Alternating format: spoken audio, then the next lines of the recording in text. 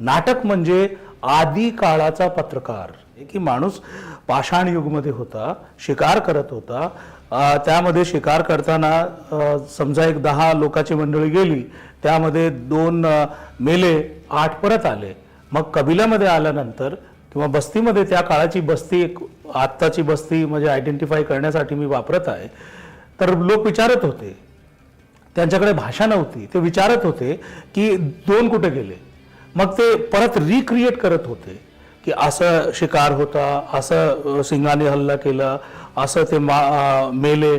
आणि मग त्यातून प्रेक्षक जे आहे ते प्रेक्षक अंदाज घेत होते कुठं चुकलं, करताना चुकलं, आणि ते इव्हॉल्व्ह होत होते. नमस्कार, मी प्रतीक्षा पेडणेकर स्वागत करते तुम्हा सगळ्यांचं गोष्ट असामान्यांची या मालिकेच्या नव्या भागात. मित्रांनो, नाटक म्हटलं की आपल्याला काय आठवतं? ते म्हणजे रंगमंच, कलाकार, संगीत आणि तिसरी घंटा. नाटकाची हीच चौकट मोडून प्रेक्षकांना थिएटर ऑफ रेलिव्हन्सचा नवा अनुभव देणारे रंगचिंतक मंजुळ भारद्वाज यांना आज आपण भेटणार आहोत. मंजुळ भारद्वाज यांनी आपलं आयुष्य नाटकासाठी खर्च केलंय. गेली 30 वर्ष ते नाट्यसृष्टीमध्ये काम करतायत.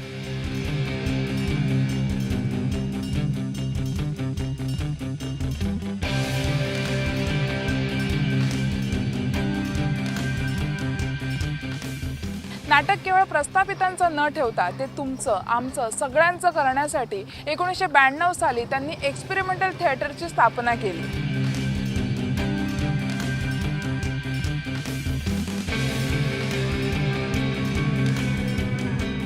या फाउंडेशनच्या माध्यमातून त्यांनी लाडली, विश्व यासारख्या नाटकांमधून समाजाचा आरसा तर दाखवलाच, पण त्याचबरोबर समाज प्रबोधन देखील केलं. चला तर मग आजच्या भागाची सुरुवात करूया आणि जाणून घेऊया मंजुळ भारद्वाज यांच्या या प्रवासाविषयी.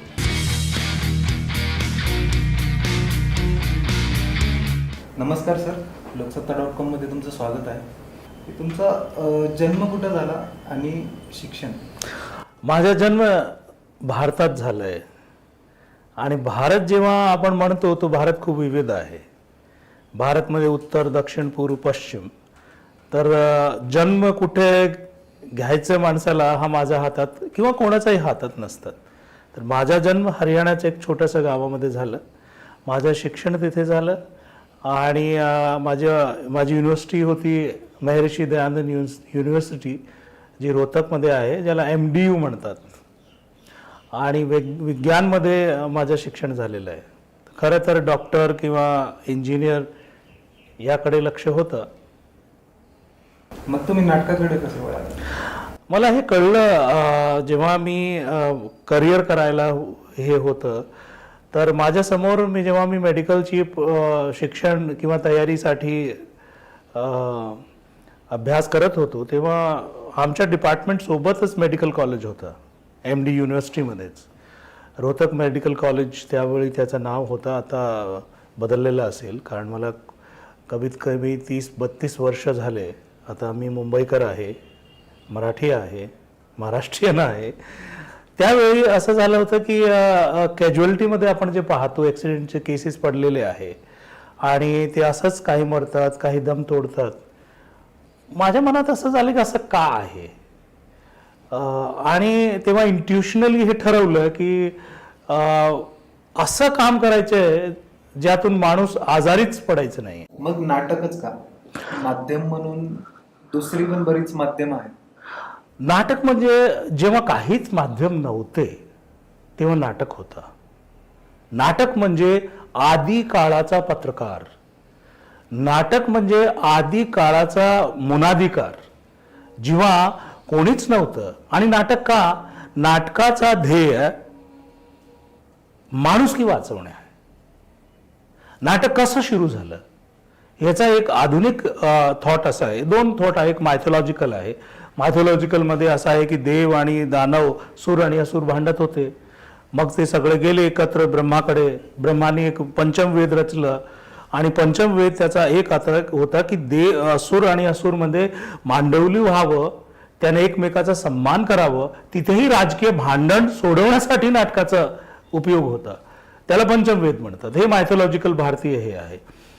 पण जे आधुनिक आणि ज्याला आपण म्हणतो की तर्कशास्त्र आधारित आहे, त्यामध्ये असं आहे की माणूस पाषाण युगमध्ये होता, शिकार करत होता.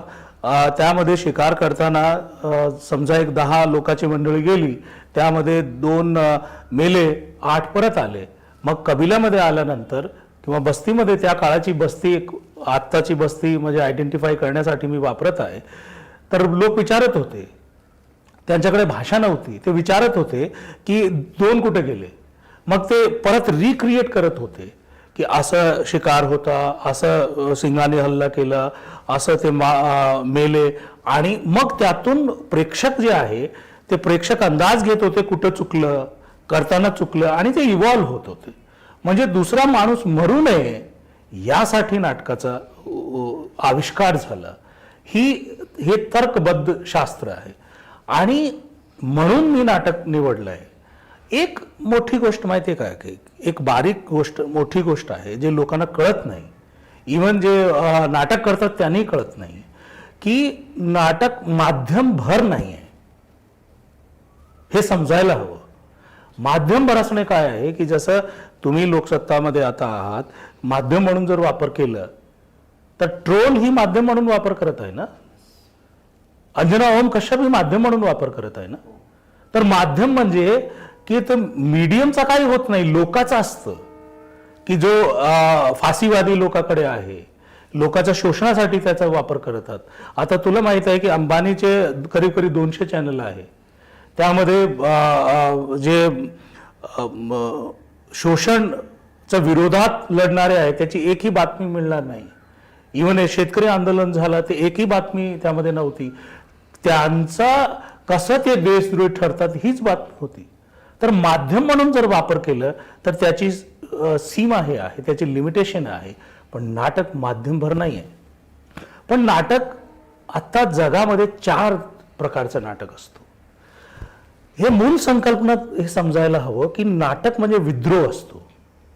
विद्रोह असे की मी असं रुटीन का जगतो, माझ्या जगण्याचा अर्थ काय आहे, हे प्रश्न सगळे जेव्हा वळवळतात आपल्या आतमध्ये, जे पेटतात, त्यानंतर एक नवीन संकल्पना सुरू असते.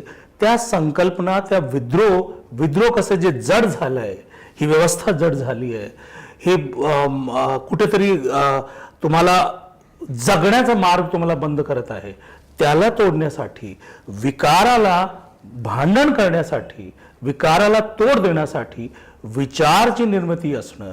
आणि विचार केव्हा निर्मित असतो, जेव्हा माणसाचा आत्मबल असतो. आणि हे सामान्य जे अख्खा जग आहे त्यामध्ये 6.5 खरब लोक आहे, त्या सगळ्यामध्ये 2 बिंदू असतात. एक आहे आत्मबल आणि एक आहे आत्महीनता.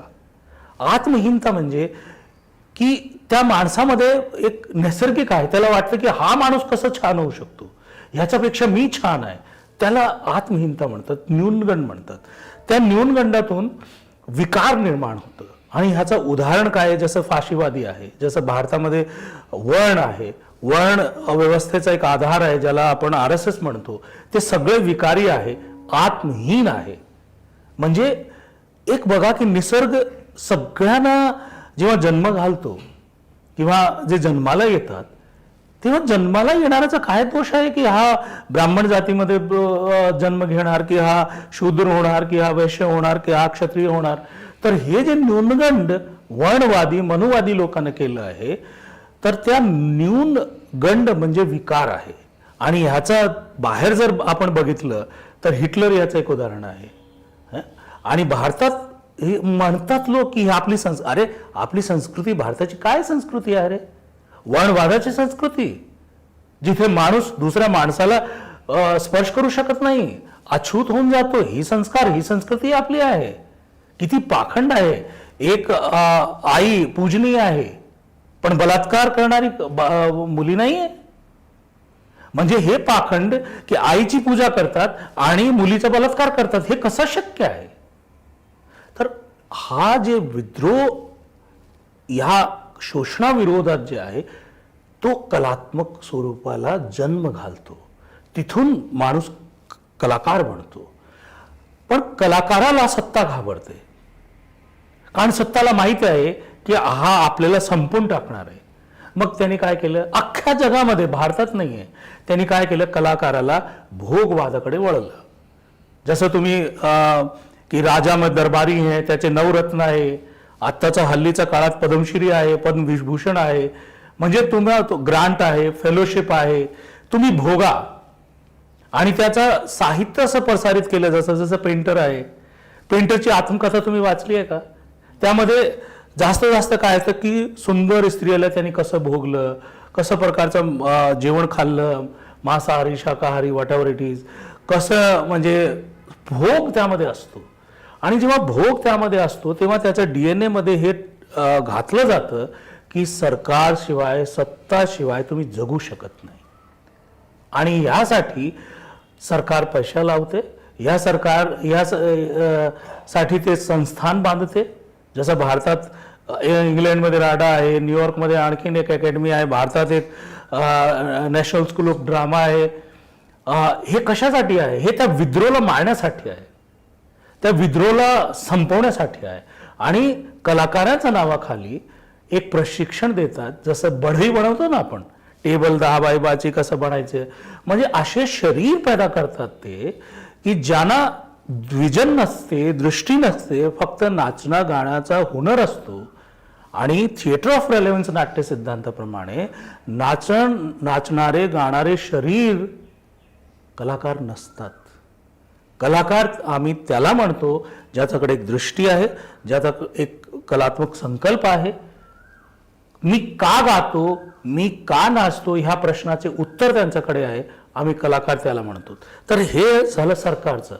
याचाच पाठलाग दुसरे लोक आहे, ज्याला राजनीतिक विचारधारा म्हणतात, जसं डावा आणि उजवा, म्हणजे दक्षिणपंथी आणि वामपंथी. ते याचा वापर आपल्या आयडिओलॉजीसाठी असतो. की जसं वामपंथी म्हटलं जातं तर त्याच्यासाठी गोरकी नाटककार आहे, त्याच्यासाठी चेकव नाटककार आहे. पण त्यांनी जर अश्विनी नांदेडकरचं नाटक पाहिलं गर्भ, ते त्यांना माणुसकी कळत नाही, कारण तो नुसतं आयडिओलॉजीचं फेकाफाकी करत नाही. तसंच आपले मोदीजी आहे, खूप चांगलं नाटक करतात, जुमले फेकतात. त्याची आपले भागवत आहे, खूप चांगलं नाटक करतात. त्याच श्रेणीमध्ये आणखीन त्याचे गुरगे आहे, जे आज आता दलिताची फाईल, शूद्राची फाईल नाही बनवत, ते काश्मीर फाईल बनवतात, ते वापर करतात. तिसरं एक भयानक आहे प्रकरण, ह्या दोघांपेक्षा एक भयानक प्रकरण आहे, जे भारतात एक बुद्धिजीवी वर्ग आहे. तो बुद्धिजीवी वर्ग काय म्हणतो की हो, दिस इज अ मीडियम, जागृतीचा मीडियम आहे, छान आहे, त्याचा उपयोग व्हावं. ते जास्त खतरनाक आहे, कारण बुद्धिजीवी लोकांनी हे म्हटलं की हे नुसतं माध्यमभर नाही आहे, तर समाजावर त्याचा इम्पॅक्ट असतो. आणि एक चौथा जे प्रकार आहे थिएटरचा, तो म्हणजे थिएटर ऑफ रेलेव्हन्स नाट्य दर्शन. त्याच्या हिशोबाने की थिएटर नुसतं माध्यम नाही आहे, तो एक मानवीय दर्शन आहे. म्हणजे एक असं मानवीय दर्शन आहे जो सगळी सत्ता जे समाजामध्ये असते, की राजनीतिक सत्ता आहे त्यालाही आरसा दाखवतो, ए बाबा, दुसरा सामाजिक सत्ता आहे त्यांनाही आरसा दाखवतो. राजनैतिक सत्ता म्हणजे तुम्ही तुमच्या मनाप्रमाणे राज चालू शकत नाहीये, हे विकार आहे, हे विचार आहे, याला मांडणं, आणि ही राजनीती आहे. सामाजिक सत्ता म्हणजे जसं बालविवाह झालं, जसं दहेज प्रथा झाली, हे सामाजिक सत्ता आहे. तर त्या सामाजिक सत्तालाही आरसा दाखवतो. मग धार्मिक सत्ताला आरसा दाखवतो. मग वैज्ञानिक सत्तालाही आरसा दाखवतो. की आता युक्रेन आणि युरोसमध्ये जे चाललंय, तर आईन्स्टाईनचे त्याला काही होत नाही. म्हणजे इथे तुम्ही पाखंड बघा, साजिश बघा. नोबेल पुरस्कार येतात. नोबेल कशाच्या नावावर आहे? नोबेल तो माणूस होता ज्याने डायनामाइटचा शोध लावला. डायनामाइट काय करतो? शांती स्थापित करतो. तर E=mc² शोधल्यानंतर आईन्स्टाईननी रूझवेल्टला दिलं, त्यांनी ॲटम बॉम्ब करून घेतला आणि नागासाकी हिरोशिमा माणुसकी संपली. त्यालाही आम्ही आरसा दाखवतो. आणि मग आहे आर्थिक सत्ता. थिएटर ऑफ रेलेव्हन्स नाट्य सिद्धांत हे कोणाचा पार्टीचा, पॉलिटिकल पक्षाचा, कोणाचा धन्नासेठाचं गल्ल्यावर चालत नाही. आम्ही गल्ला भरू काम करत नाही. आम्ही प्रेक्षकाचा जोरावर जगतोय आणि आम्ही अशक्य आहोत. त्या दृष्टीने खरंच असामान्य आहोत. लोकांना हे विश्वास बसत नाही की आम्ही कसं जगतो आणि आम्ही जगतो. आमचा जोर आहे प्रेक्षक. आणि इथे समजून घेण्याची गोष्ट अशी आहे की जे लबाडी करतात, स्वतःला मराठी रंगभूमीवर मूर्ख लोकांना बनवतात, स्वतः मूर्खपणा करतात. आम्ही कमर्शियल नाटक करतो. कसला कमर्शियल नाटक करता रे तुम्ही? तुम्ही कधी विचार केला की हा कॉमर्स आणि प्रोफेशनल शब्द आला कुठून? हे अमेरिकन शब्द आहे. आणि अमेरिकन शब्द म्हणजे प्रोफेशनल म्हणजे काय? अमेरिकन प्रोफेशनलचा अर्थ आहे की 2 पैसे लावा आणि 2 कोटी कमवा. मला मराठी रंगभूमीचा एक नट सांगा ज्यांनी नुसतं नाटक करून 10 कोटी रुपये कमावले आहे किंवा 50 कोटी रुपये कमावले आहे. अरे जगण्यासाठी जे पैसा लागतो त्याला तुम्ही नुसतं कमर्शियल म्हणू नका. तुम्ही कलाकाराला 300 रुपयाचे, 400 रुपयाचे, 500 रुपयाचं पॉकेट देऊन मूर्ख बनवतात. कमर्शियल एक आपला जो नळ लावतो किंवा एक इलेक्ट्रिशियन असतो त्यालाही 8 तासाची किती दिहाडी मिळते? एक कलाकारापेक्षा ज्यांना हे प्रोफेशनल म्हणतात त्याच्यापेक्षा जास्त आहे. आणि दुसरं की सरकारी ग्रांट काय असतं म्हणून आम्ही घेत नाही आहोत. भारत सरकार इनडायरेक्ट टॅक्सेसवर चालतं. डायरेक्ट ज्याला इन्कम टॅक्स म्हणतो ते मोजके आहे लोक. पण गरीब किंवा भिकारी माणूसही माचीस खरेदी करताना त्याच्यावर जो टॅक्स देतो त्यातून भारत सरकार चालते. तर भारत सरकार ज्या माणसाचा टॅक्सवर चालतं तर आम्ही त्या माणसाला थेट संपर्क करूया ना. तोच आपला आहे ना. आणि जसं संविधान मध्ये लिहिलं आहे की आम्ही भारताचे लोक, हम भारत के लोग मालिक है ना, तो हम सरकार जो बिचौलिया है त्याच्यासोबत का बोलायचं? आम्ही डायरेक्ट प्रेक्षकात संवाद करतो आणि मग जगतो आणि चांगल्या पद्धतीने जगतो. थिएटर ऑफ रिलेव्हन्सचा जन्म कुठून झाला? थिएटर ऑफ रेलेव्हन्सचा जन्माचा एक खूप मोठा इतिहास आहे.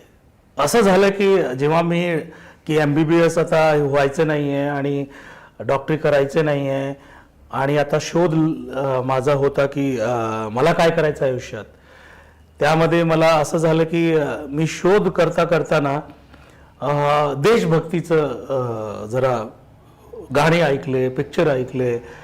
त्यामध्ये मेरे देश की धरती सोना उगले उगले या असे गाणे. मग आम्ही एक जे खालच्या जातीचा किंवा समाज बाहेरचा जे पगडा असतो ते मुलासाठी एक शाळा सुरू केली. आणि माझं मॅथ सायन्स चांगलं होतं, मी त्याला शिकवत होतो त्यांना. आणि आम्ही एक शाळा सुरू केली आणि त्या वेळात 1000+ विद्यार्थी आमच्याकडे होते. तर त्यांनी असं एक दिलं आवाहन की जे सर्वात कमजोर आहे ना, जे मागे बसणारे आहे ना, ज्यांना काहीच कळत नाही शिक्षण काय आहे, बोले 26 जानेवारी आपण सेलिब्रेट करूया. मग ही गाणी लावले आणि ते जे नाकारा मुली होते ते प्रोग्राम केले त्यांनी भन्नाट आणि ते प्रेक्षकाचा डोळ्यात ते हिरो झाले, मोठे झाले ते. आणि माझ्यावर एक जादूचा परिणाम झाला होता की अरे हे काय आहे, हे परफॉर्मिंग आर्टला आपण करू. मग मी शोधला, मग मी बलराजचं आणि इतर लोकांचं साहित्य वाचलं आणि मी ठरवलं मला नाटक करायचंय. आणि नाटक म्हणजे काय? नाटक म्हणजे काय? शेक्सपियरचं नाटक करायचं. To be or not to be, that is the question. रहना या नहीं रहना ये सवाल अच्छा क्या है. जालिम तकदीर के तीरों की चोट को मनिमन सहना या मुसीबतों के समंदर के खिलाफ हथियार उठाना, लड़कर उसका खात्मा कर देना. मौत व अनजान देश जहां से कभी कोई वापस नहीं लौटता. प्यारी सुंदरी ओफिलिया, अपनी दुआओं में मेरे गुनाहों की मुआफी का ख्याल रखना. इससे नीचे उतरे ही नहीं. और सीरा बंबई, पृथ्वी थिएटर में 4 प्रयोग, 4 प्रयोग में उसको तलवार लग गई क्लाडियस को और हो गया बस. जो हम ये सोच के म्हणजे हे विचार होता की अमिताभ बच्चन आता घरी बसणार, आता अभिनयाचा मीच सांभाळणार सगळं. आणि तो किल्लेचा सेट होता, आणि मी एक भाड्याच्या घरात राहत होतो. माझी वय किती, 19, 19.5, 20. आणि सगळं जसं क्रश असतो ना, आता काय होईल तशी, ना इकडचा ना तिकडचा. मग पाऊस तुम्ही मुंबईचा पाहिलाय. 100 दिवस त्या फ्लॅटमध्ये, खोलीमध्ये आत असं खिडकी होती, बाहेर तो सेट गळत होता, आतमध्ये मी गळत होतो. आणि बाहेर पडल्यानंतर तो टपरीवाला विचारायचं, और आपके नाटक वाटक का क्या होगा. आणि मला असं की हा एकतर आधीच जळाला आहे, त्यावर हा तेजाब टाकतो. आणि रागाने मी परत, पण एक दिवस, तो 100वा दिवस होता, तो बोलला, आपका नाटक वाटक कब होगा. हे त्यांचे शब्द आहेत. आणि मी ऐकलं ते, की हा माणूस असं का बोलत आहे की आपका नाटक वाटक कब होगा. हा माणूस असं का नाही बोलत आहे की हमारा नाटक कब होगा या हमारे लिए नाटक कब होगा. आणि तिथे मला बोध ज्ञान प्राप्त झालं. आणि मी सगळ्या जगाचा पुन्हा अभ्यास केलं की कोण थिएटरच्या बाबतीत बोलणारा करणारा माणूस काय बोलतो. आणि ते अभ्यास केल्यानंतर मी 12 ऑगस्ट 1992 रोजी नवीन रंग सिद्धांत जगाला दिलं. त्याचं नाव थिएटर ऑफ रेलेव्हन्स. आणि माझ्यामध्ये थिएटर जागवणारा तो टपरीवाला आहे, तो प्रेक्षक आहे. आणि मला हेही कळलं की हे सगळं नाटक करणारे प्रेक्षकासोबत साजिश करतात, छळ करतात. त्यांच्यासाठी नाटक नाही करत, त्यांचं नाव घेतात, पण स्वतःची कुंठा, स्वतःचा गल्ला भरण्याची जी ध्येय आहे ते करतात. आणि सांगतात हे प्रेक्षकांना हेच हवं. आणि आम्ही म्हणतो प्रेक्षकांना ते नाही हवं. म्हणजे तुम्ही विचार करा, प्राणी आणि माणसामध्ये काय फरक आहे. संवेदना प्राण्याकडे आहे आणि माणसाकडे आहे. फरक आहे विचार करण्याची क्षमता. आणि हे अख्खी रंगभूमी काय म्हणते, वैचारिक नाटक चालत नाही म्हणजे प्रेक्षकाचा विरोध षडयंत्र नाहीये की विचार तुम्हाला करायचे नाहीये तर तुम्ही माणूस कशाला म्हणतात मग. आणि आम्ही वैचारिक नाटक करतो, माणसाला माणूस बनवण्यासाठी नाटक करतो. त्यांच्या समोर त्यांच्या विषयाला धरून त्यांना एक फॉरम देतो, मंच देतो, त्यांना शोषणाविरुद्ध संघर्ष करायला पेटवतो. आणि त्यावेळी 5 सिद्धांत आहेत थिएटर ऑफ रेलेव्हन्स. एक आहे की आमची जी कलात्मक ऊर्जा आहे ते माणसाला माणूस बनवण्यासाठी प्रतिबद्ध आहे.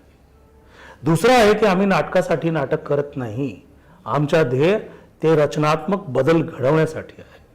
तिसरं आहे की नाटक आमच्यासाठी जगण्याचा मार्ग आहे, तो नुसतं माध्यम नाही आहे. आणि या आणि जगूया. आयुष्य जगण्याचं नाटक करू नका. आयुष्य जगा. नाटक करायचं आहे तर आमच्या सोबत या. आणि आमचं ध्येय आहे जगाला सुंदर आणि मानवीय बनवण्याचं. आणि इथूनच संकल्पना आहे की प्रेक्षक हा सर्वात मोठा आणि सशक्त रंगकर्मी आहे. तर मी सलाम करतो. तो माणूस, टपरीवाला मजदूर माणूस मला जर टोचलं नसतं 100 दिवस तर कदाचित आज मी तुमच्या इथे बसून गप्पा मारलं नसतं. हे रेग्युलरमध्ये जे नाटक होतात आणि थिएटर ऑफ रेलेव्हन्सचं नाटक, या दोन्ही नाटकामध्ये फरक काय? तुला चांगलं वाटत नाही आहे का मी यांना जरा नाव ठेवू, यांचं पोट भरू दे ना. काय असतं की नाटकात 2 विशेष त्याचे भाग असतात. एक भाग आहे की ज्याला नाटक म्हणतो आपण, एक भाग आहे ज्याला आपण प्रदर्शन म्हणतो. तर हा जे सो कॉल्ड प्रोफेशनल रंगभूमीचा शगुफा आहे, हा मोदीसारखा जुमला आहे. ते नुसतं प्रदर्शन करतात. रंगकर्म आपण कशाला म्हणतात. तुम्ही ब्ल्यू घातलेला आहे, त्याचा अर्थ आहे ओपननेस, त्याचा अर्थ आहे शिक्षा, त्याचा एक राजनैतिक अर्थही आहे. तो भीमराव आंबेडकरचा रंग आहे. लाल कोणालाही विचारा प्रेमाचा रंग आहे. आणि दक्षिण आणि वाम दोघाचाही रंग आहे. कारण दक्षिण म्हणजे हनुमानजीचा रंग लाल आहे किंवा गणपतीचा आहे, आणि मार्क्सवाद्याला किंवा वामपंथ्याला तो क्रांतीचा झेंडा वाटतो. सफेद जे आहे तो शांतीचं प्रतीक आहे. तर रंग याचं एक तत्व असतो. तर तत्वाचा कर्म करणारा रंगकर्मी असतो. तर थिएटर ऑफ रेलेव्हन्सचे जे नाटक आहे ते तत्वाचा कर्म करणारे नाटक आहे, म्हणजे विचाराचा कर्म करणारे नाटक आहे. आणि बाकी जे नाटक आहे ते प्रदर्शन करणारे आहे. नाटकात खूप छान माहिती आहे का काय आहे, त्याचं एक सौंदर्यशास्त्र आहे, सौंदर्यबोध आहे. आणि ॲक्च्युली तो सौंदर्यबोधच माणसामध्ये माणुसकी जागवतो. पण हे काय करतात, त्या सौंदर्यबोधचा व्यापार करतात. त्यांना नुसतं छान छान वाटावं, ओके, आणि त्यासाठी ते सगळं काम असे करतात ज्यातून लोकप्रियता वाढेल. आणि लोकप्रियता किती विध्वंसक आहे याचं उदाहरण आपले आजचे पंतप्रधान आहे. मोदीजी लोकप्रिय असून मागचे 2 वर्षात 50 लाख लोक मारले. 80 कोटी लोकांना एक अन्नाचा साठी तरसवतो तो माणूस. बेरोजगारी वाढलेली आहे. तर हा जे लोकप्रियता आहे हे आम्ही पाळत नाही. आम्ही रचनात्मकता पाळतो आणि लोकप्रियऐवजी लोकप्रभावी असावं. तर आमच्या नाटकात हे आहे की विचार पेटवा. आम्ही प्रेक्षकाला रसिका हो नाही म्हणत, या रावजी बसा भाऊजी नाही म्हणत. आम्ही त्यांना विनंती करतो की तुम्ही आमचं नाटक बघायला येताना जरा मेंदू घेऊन यावं, घरी ठेवून यायचं नाही आहे. आणि तुम्हाला जर हे पटत नाही आहे तर तुम्ही नका येऊ. कारण जग बदलण्यासाठी महात्मा गांधी एक, महात्मा बुद्ध एक, बाबासाहेब आंबेडकर एक, महात्मा ज्योतिबा फुले एक, कबीर एक, सावित्रीबाई फुले एक. तर आम्ही शोधत आहोत की हे आम्हाला एक एक मिळाले तर आमचं काम झालं. तर आमच्या नाटकामध्ये जे सौंदर्यशास्त्र आहे ते दिमक लागलेलं लाकूड नाही आहे. किती मूर्खपणा, बावळपणा आहे ना की हा मध्यम वर्ग जे आहे तो बोलतो की आम्ही सेट लावू. अरे तुमचं घर, तुमचा दार चांगला आहे. हे नाटकवाले दिमक लागलेला सेट लावतात आणि किल्ले ठोकतात, कील ठोकतात रंगभूमीवर. आणि तुम्ही कोणत्याही थिएटरमध्ये तुम्ही जरा स्टेजवर जा, तुम्ही 4 पाऊल ठेवा, तुम्हाला कळेल कुठं कुठं तुटलेलं आहे. म्हणजे ही रंगभूमी करारही आहे, त्याला आम्ही मुक्त करतो. आम्ही रंगभूमीवर दृश्य संयोजन करतो. आमचं तत्व असं आहे की आमच्या कलाकाराचं शरीर त्याचं मोठं माध्यम आहे, मोठा शास्त्र आहे, आणि त्याचा मेंदू. तर आमच्या नाटकात काय असतं की आमचं नाटक ॲक्च्युली प्रेक्षकागृहामध्ये असतो, पण तो स्टेजवर होत नाही आहे. तो प्रेक्षकाच्या मेंदूमध्ये चालतो. आणि मग ते प्रेक्षकाला, आमच्या कलाकाराला पाहतात. मग त्याचा सायक्लोरामावर त्यांची वेगवेगळी जे हे पाहतात, जे छवी निर्माण होतात ते खूप सुंदर असतात, खूप कलरफुल असतात. आणि म्हणजे 3 लेवलवर आमचं नाटक असतं. एक प्रेक्षक जे बसलेले त्याचा मेंदू, दुसरं आमचे कलाकार प्रतिबद्ध जे आहे कलात्मक चैतन्यानं व्हायब्रेशन करतात, आणि तिसरं जे सायक्लोरामावर प्रेक्षक स्वतःला बघतो आमच्या कलाकाराच्या माध्यमातून, तो जगतोय तिकडे.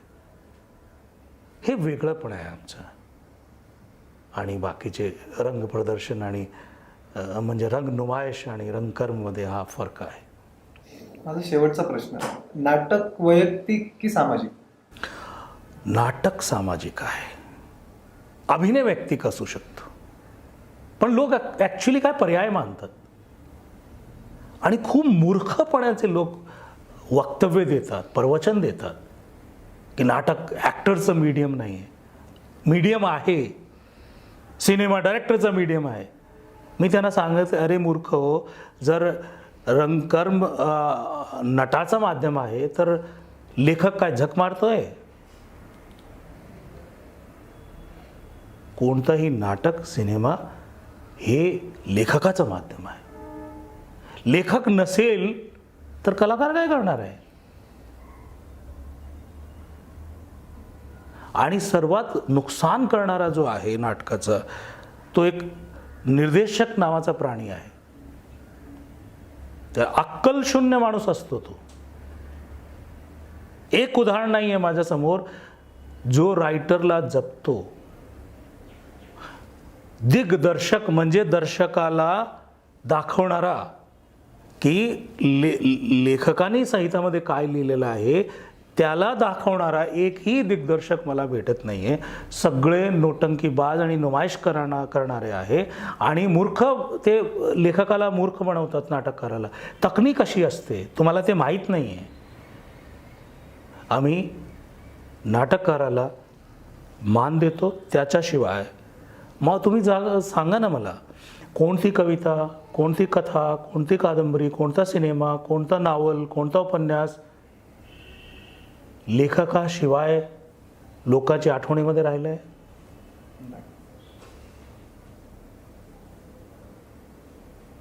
तर हो, जे अमूर्त आहे,